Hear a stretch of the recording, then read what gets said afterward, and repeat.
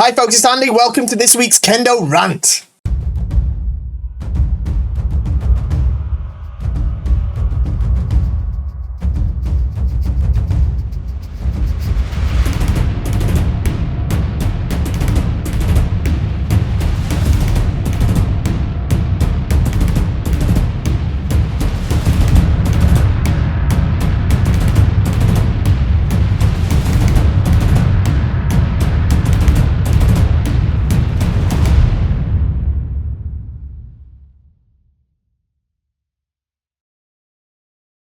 Okay, so here we are for another week of fantastic questions. We're going to jump to them in just a minute, but before we do, don't forget to do what we need to do to increase the Kendo population. Like, share, subscribe, all the YouTube stuff. Most importantly, go down there and put a comment down there using the word Kendo. What that does, that switches on the YouTube robots by clicking the like. Once you write Kendo, that sets them up to know, programs them who they've got to go and find to get to start Kendo, and it sends them out there, and we increase the Kendo population. We're aiming for 6 million new starters just by this method. We're already over halfway there, probably, who've started like this. I'm pretty sure this is how it works anyway. It's secret, right? Because it's not written anywhere like on YouTube or anything. That's how it works. So I'm pretty sure it's a secret, but I think I've figured it out. But this seems to be the way it works. So make sure you like, share, subscribe, write a comment using the word Kendo. What a great, fantastic, brilliant, stupendously awesome Kendo video this is. And you can help grow the Kendo population. However, there's something even more important than that, and that is support the channel by shopping at KendoStar.com. KendoStar.com is the best Kendo equipment website in the history of the universe. Now, of course, I'd say that because I own the place. But everybody agrees with me, all right? KendoStar is the best. I know there's pretenders popping up left, right, and centre, but don't waste your time and money. You're going to come to us in the end. Don't buy twice. Shop at KendoStar.com. It's the best equipment, the best service. You aren't going to go wrong. You get, as I say, everything like that. You support the channel. As the ancient Japanese Yojijukugo, the 4-character idiom, says, we know this from the teachings of the ancient samurai. Everyone's a winner, baby. That's the truth. So let's get to these questions, okay? Right. Hi, Andy. When I enter a Taikai, I go in knowing that I'm not going to win, but I don't just want to be there to make up the numbers. Apart from working as hard as I can to improve, what goals have you set in the past as things saying for when you know overall victory isn't on the cards? Thanks in advance. Do you want me to answer this really honestly? I guess you do. I don't generally enter Taikai with the kind of, you know, people it might sound crazy, right? It might sound crazy, but I don't remember entering the CI sort of thinking that victory's not on the cards, to be honest. And that includes the World Championships. I know that sounds nuts, like as if I was going to win the World Championships. But I know that. Don't get me wrong. I've not got some sort of insane delusions of my ability. I understand where I am and where I was at that time, but it doesn't matter, because on the day I went there to win. Of course it did. Look, nobody knows what happens in the show, but anything could happen in the Shiai. The best player doesn't always win. So that's one thing for a start. So I've never really gone with the mindset of, well, I'm not going to win this. I mean, I know that there's, obviously at the same time, I know I've been in Shiai, I know that I'm like up against the odds, like, you know, where I know that you know, it's a tough field, a real tough field, but I've always gone in there and done my best to try and win. And you know, sometimes I've even done better than anybody expected I would have. So I don't think it's a good thing to do. I don't think you should go in with the sort of having made your mind up that you're not gonna win, right? everyone has a chance to win. Everyone has a chance to win. That's the thing about it, right? Like I say, the winner of the Shiai isn't always the best player, like the best technical player. It's not always the person who's trained the most either. So like, no matter how small the odds might be or might seem, you have to go and try and aim for them still, and just do your best. And then afterwards, you can review the result and see if you're happy with it or not, or where you need to improve. So that's what I'd say. I'd sort of, I know it sounds crazy, sort of, but like I say, I'm not kidding. I've been in Shiai where, I mentioned the World Championships. I've been in higher level tournaments than the World Championships. There's a lot of them. And, like, I think it's, looking at it from any point of view, someone like me going in there is never gonna win. Like, it's like, am I even gonna get past the first round? Probably not. And most of the time I didn't. It doesn't mean that I went in there with that in my mind, though. I just went in there with the idea of, okay, this might just be the way I coped with it or whatever, but I sort of went in knowing I was the underdog and thought, right, well, I know I'm the underdog, but, how cool is that going to be when I win, because you just never know. Weird things happen sometimes. So I just honestly just go in there and give it your best, do your best to win, your very best to win. If you don't, afterwards review it. Okay.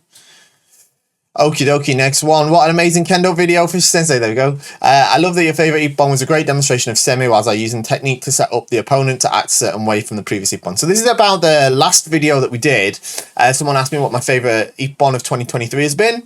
And it was a fantastic men Suriage men from Tsuchitani Senshu from Osaka, I think, against Hayashida Senshu from, I can't remember where he's from, Fukui. I think it's Fukui again. It was great. So go back and watch last week's video if you don't know what I'm talking about. Just an observation taken from your many informative and appreciated videos, which is good. I'm learning. Good. Semi is probably one of my favourite aspects of Kendo. I tell my son, don't worry about what your opponent does, make them worry about what you're doing. Be present. Yeah, that's cool. My question is for you. I recently developed an intercostal strain. These are muscles behind, in between, and in front of your ribs on my right side, and sadly fear that I may have me sidelined from practicing good suburi for a while. Do you think that I would benefit from practicing suburi just with my left hand while keeping my right hand disengaged? Have you ever had injuries that kept you away from practicing, or have feared in continuing while injured could develop into a chronic injury, or even worse, develop bad habits for compensating? What advice or encouragement would you give for Kendokai in such a situation? I'll continue to practice my footwork, but sadly Fumikomi does aggravate my injury. Thank you in advance for your time and thought into my question, and again the priceless information your videos provide. Thank you. Much love from Seattle, Gambari. Okay, so yeah, first off, about doing suburi, yeah, I think you can still gain a lot from doing just the katate suburi with the left hand. Try to make sure you swing the shinai straight and swing it properly. Okay, don't use your elbow to lift it this way, which is what a lot of people will tend to do. And I think you can gain a lot from practicing suriashi as well, particularly focusing on left foot hikitsuke, so moving the left foot quickly up behind your right. I think that's super important, so I'd bear that in mind. Have I ever had injuries that have kept me away from practicing or feared in continuing? Yes, I have. Of course I have. I played very competitive kendo and trained very, very hard for the best part of sort of 15 years, sort of 13 years. I think I was part of my national team, and I spent best part of 10 of those in Japan, training very, very hard. And as I got older, especially once I got into my 30s, which seems young to me now, but love to have those days back. I started getting injured, and I've had pretty serious injuries that have kept me from practicing. I've had injuries that I've been able to practice through, and then I've had injuries where I've had to kind of really make a decision: is it the right thing to carry on practicing, or do I need to get this sorted before I do? I had an issue with the sole of my right foot for a while, like what's it called, plantar fasciitis or something, whatever that is. I had that, which was a bit of a pain. I kind of kept training with that one, which probably shouldn't have done, but I just kind of taped a load of sponge to the inside. Don't do that. And then what else did I do? I've had pretty bad tears in both of my calves. Actually, one of my calves is deformed from it. Actually, that was pretty bad. That kept me from training. I couldn't train. I couldn't walk. Actually, when I did that, that was a few years ago now. I wish this camera would stay in focus. I have this every week, don't I? I might need to look at a new camera. What else have I had? I've had the usual wrist injuries, elbow injuries. Tennis elbow was a bad one for me a few years ago. Got that sorted though. So yeah, you have to just make a judgment call. You know, is this safe for me to carry on? Is it important that I carry on or that I heal, which is the most important thing to happen first? So you have to make a judgment call, to be honest. But you have to put your health first.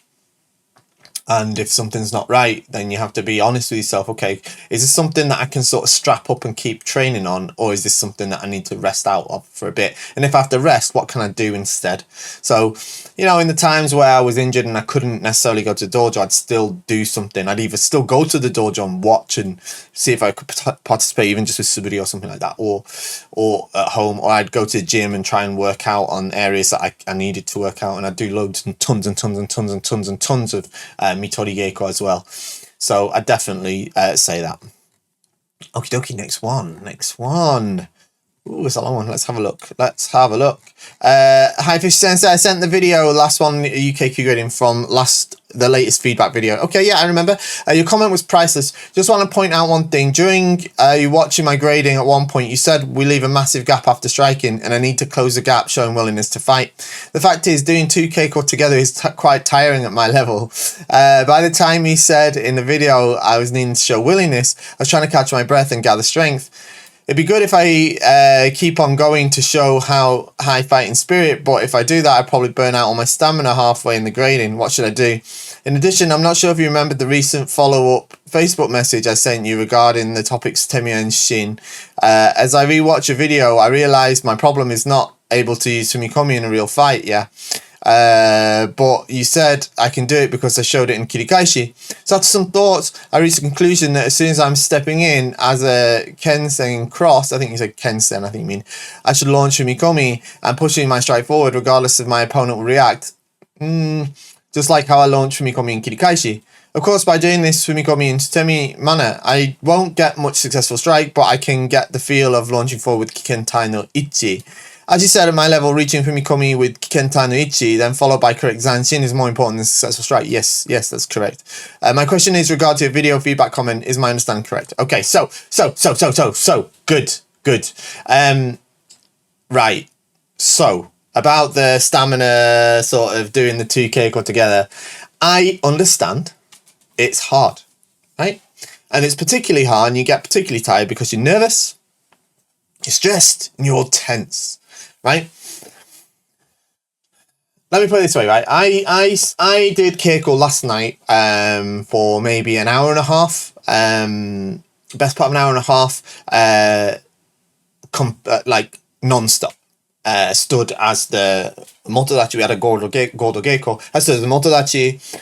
We did about an hour and 45 minutes. I had about a 10-minute break somewhere in there. But the rest of the time, I had my men and I was stood doing Keiko the whole time. Right? The whole time. I was tired? Yes. I was sweaty? Yes. Was I burnt out? No. Okay? Because obviously I understand I've got years and years of experience. However, right? At the same time, a few months ago, well, not even, about a month ago, I was in a Shiai. It was quite an important Shiai for me, actually. I'm not going to give away too much details, but I travelled to Japan for the Shiai, and there was a lot of pressure on in the situation. All right, a lot of pressure. It wasn't a normal type Shiai. There was a lot of other stuff going on around it. I'd spent a lot of money, obviously, to go there just to participate in the Shiai. So there was a lot of pressure. I was very nervous. I was very tense. I was very conscious. You know, there's an audience. There's again, I won't give too much detail, but there's cameras everywhere. There's big lighting setups and stuff like this. It was very, very, very, very cool. There'll be more details coming soon. But it was a very, very nerve-wracking experience. And like 30-40 seconds into my match, I was like gasping for air. I was really, really tired, really gasping for air. So it just shows the difference between, you know, how quickly you get sort of tired, or the difference having that pressure on you makes. And so there's that for a start. Okay, so with experience, you start to understand or feel the pressure in a different way. That's why, you know, I can stand for 45 minutes or whatever, or an hour and a half doing motodachi without sort of dying. So so there's that. Okay. But my point so much wasn't that you should just keep attacking all the time. Is it like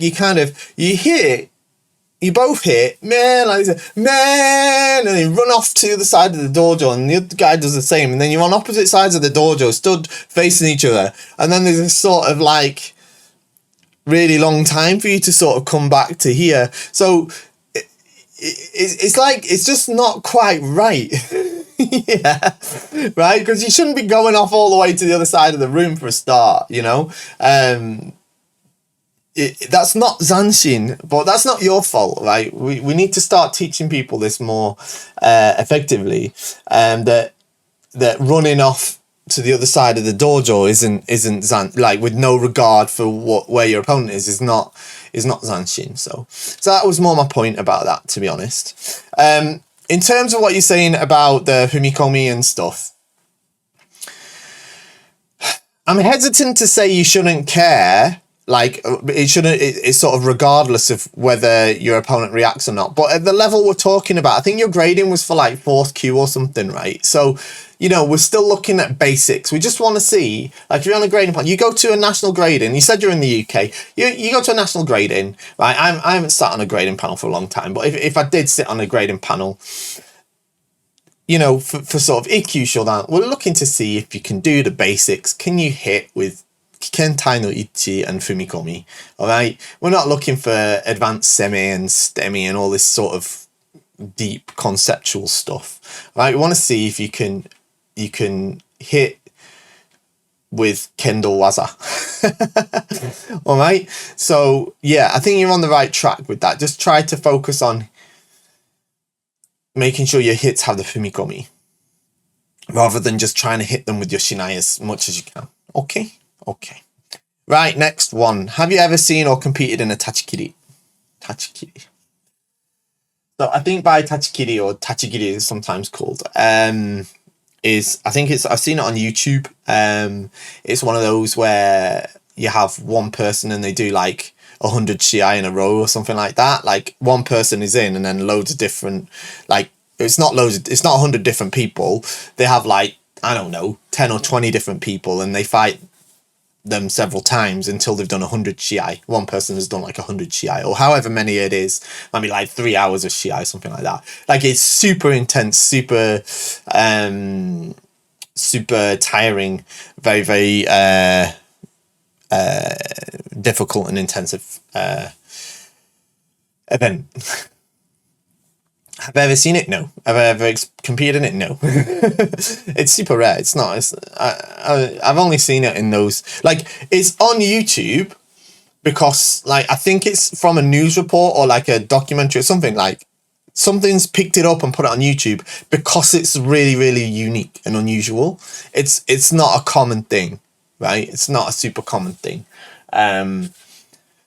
Because it's a bit of a strange thing, right? Because what you're doing is you're arranging a full-on taikai, basically, if you watch some of those ones that are on there, for the sake of like 4 or 5 people who are going to do that tachikiri,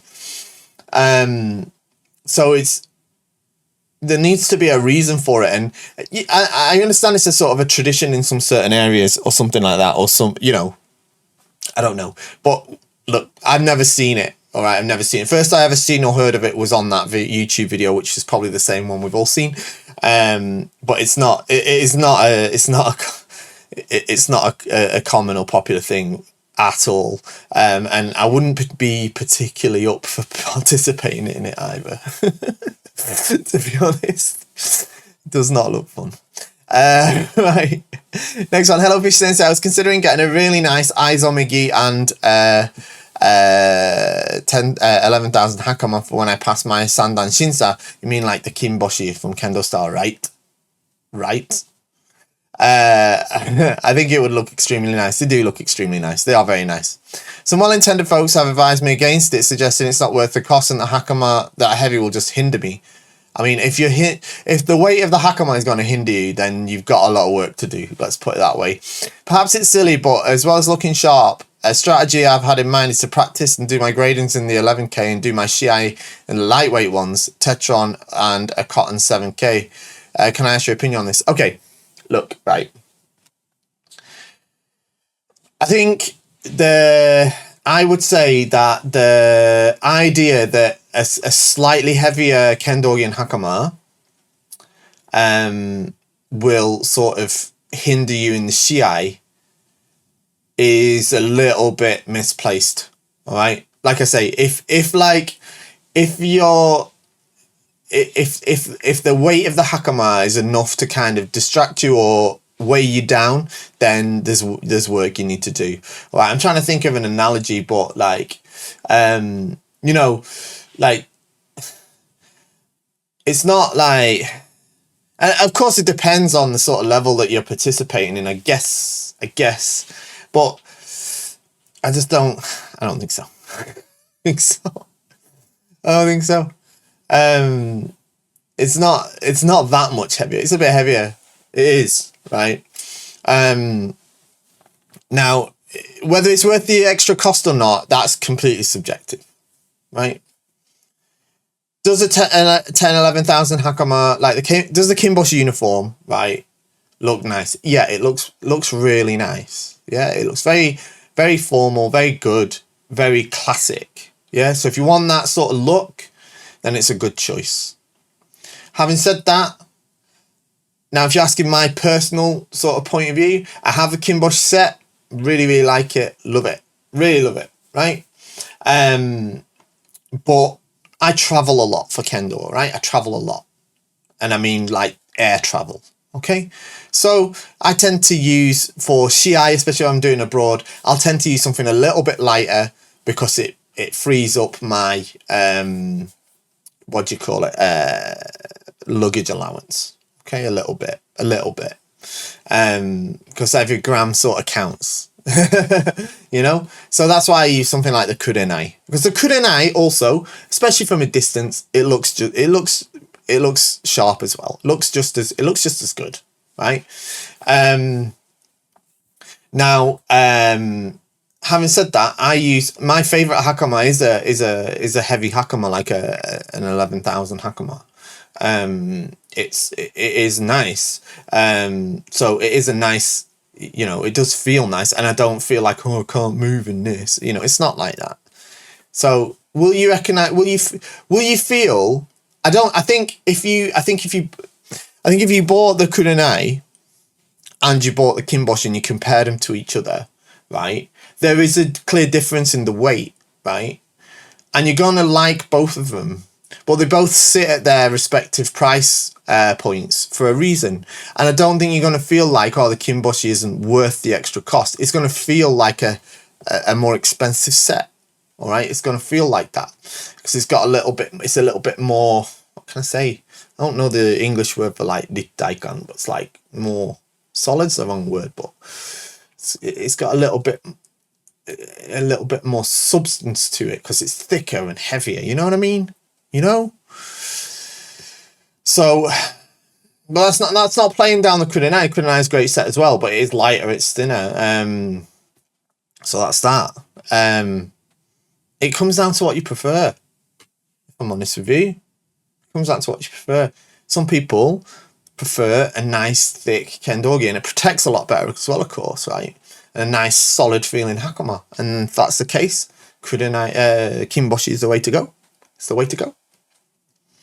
If you like something that feels really lightweight, fluid, easy, comfy to wear, and still has that traditional look, then you go with the kunai. All right. But I'd recommend one of those two for the shie. Right, kachi is great. Kachi is a synthetic one that's really meant for training more than for shie and grading. So right, so that's that. That's my opinion on it. That's my opinion on it. Right, I think it's wrong to say it's not worth the cost, because that's totally subjective. It's totally subjective. All right.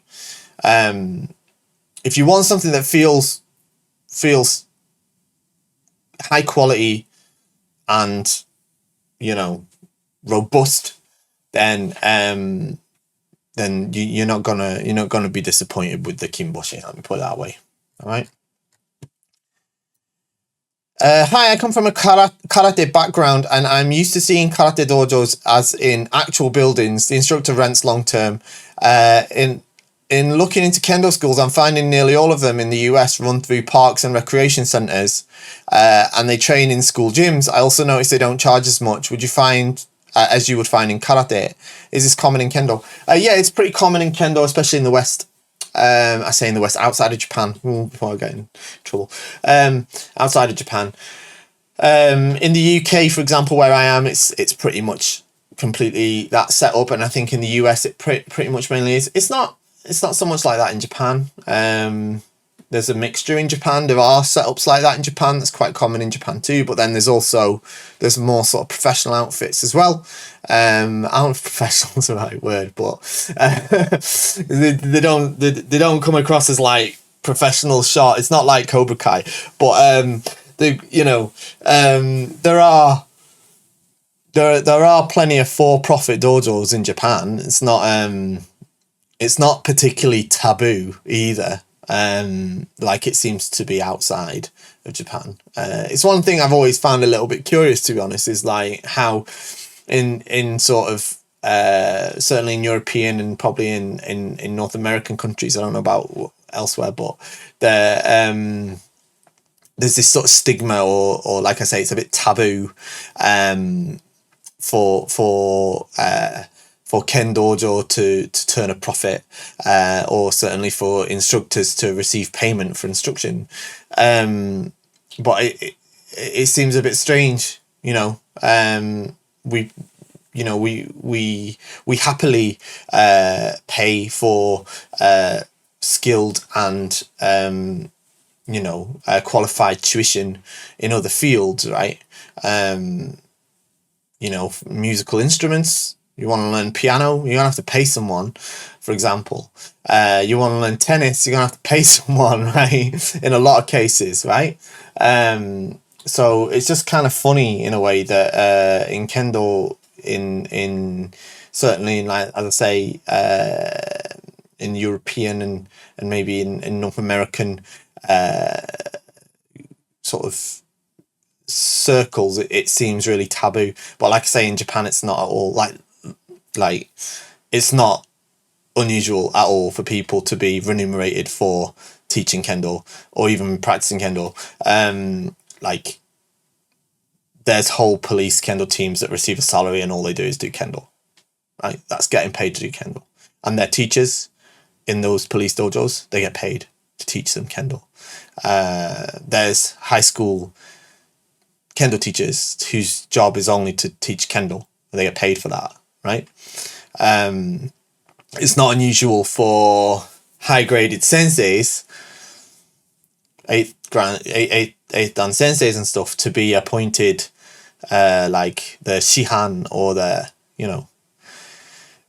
of a school or university or something like that. Especially after like they retire, maybe they're a former public servant or whatever, and then they retire, but they've done Kendo. Maybe a university or something will appoint them or ask them to appoint them as a shihan or something like that. They get paid for that. Often. Or there's plenty of dojos. There's plenty of dojos that run as a business. They own their own building, and they teach Kendo, and they receive payment in return.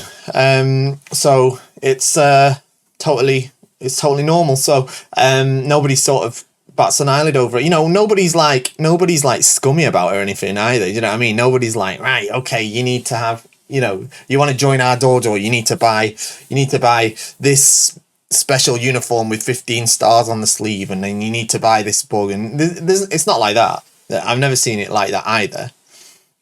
When it gets like that, that's a bit dodgy, isn't it? But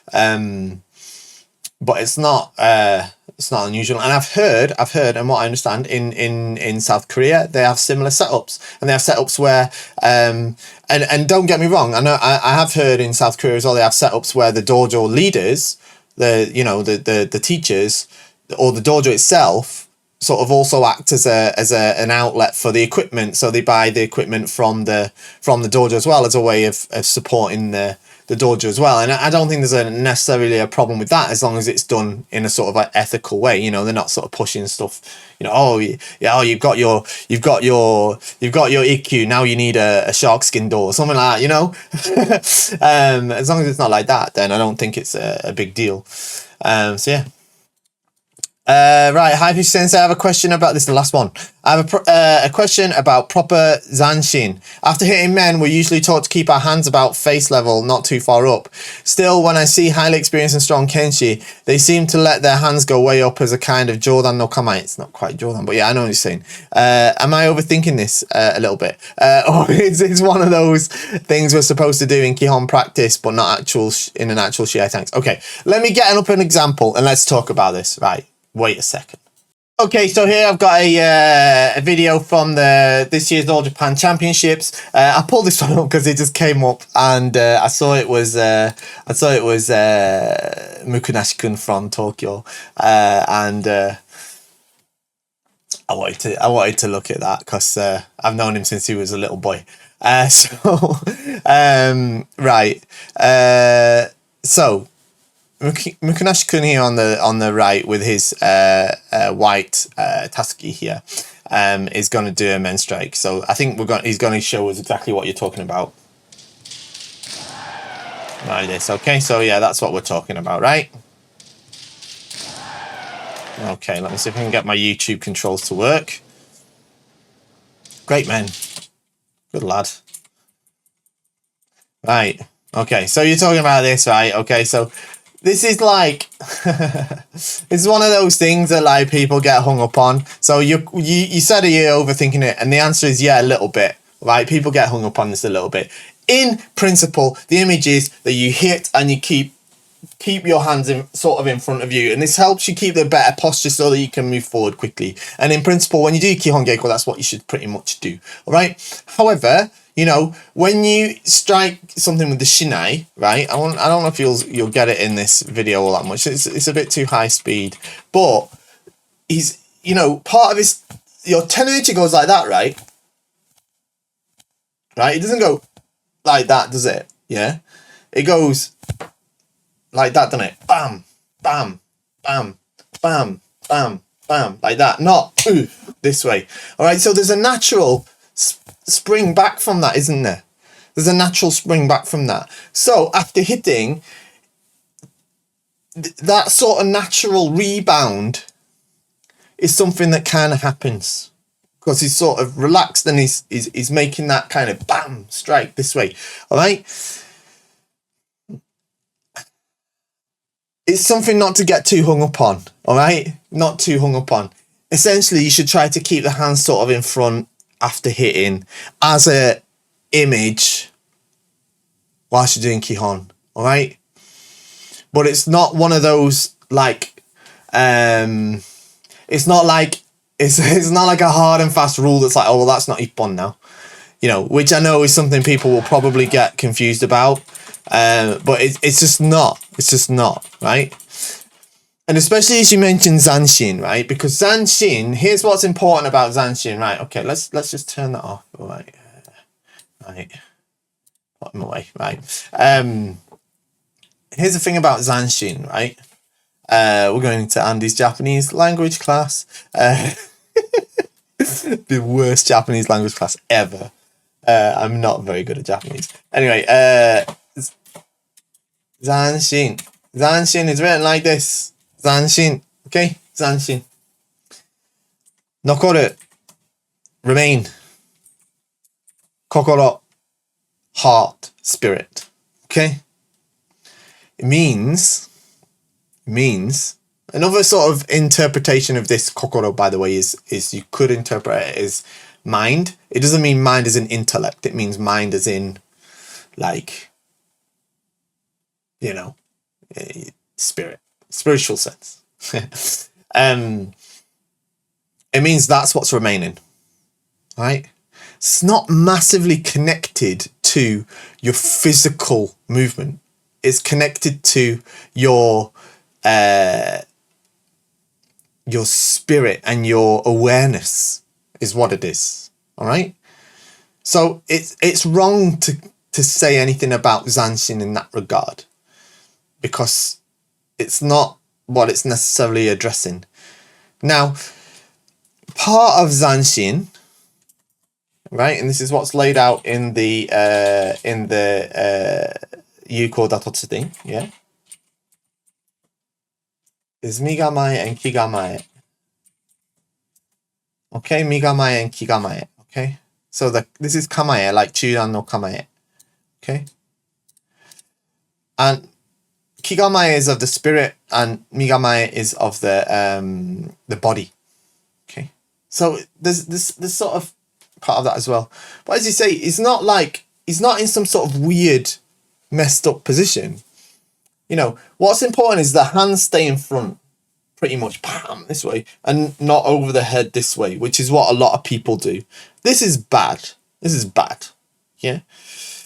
This is usually caused from a strike with the right hand, because you go bam this way and then pull with the right hand like this. But this one is more from the sort of the mechanics of the tenuchi itself. Okay, so it's an image for what you should do in Kihon, keeping your hands in the sort of level of striking. But is it something to say that it's bad Zanshin? Well, no, it's not. If you know, if you start to say that is bad, like incorrect or poor Zanshin because the hands are slightly raised after hitting with that kind of tenuchi, then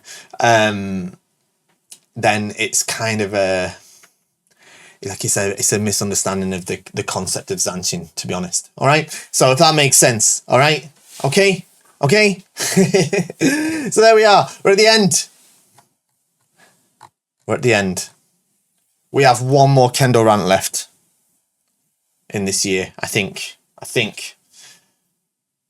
Let me have a look. This year we have one, possibly two. But we have one left before Christmas, before Crimbo. Still time to get yourself a Christmas gift. It might be a late Christmas gift. Don't know if it'll arrive in time, frankly, from KendoStar.com. It's out of our hands once it leaves our warehouse, but it will leave our warehouse if you order now. So go to KendoStar.com, order all your Christmas goodies, New Year goodies, stuff like that. We've got some deals going. Have a fantastic weekend. Hope it's full of Kendo, and I'll see you all next time. Bye-bye.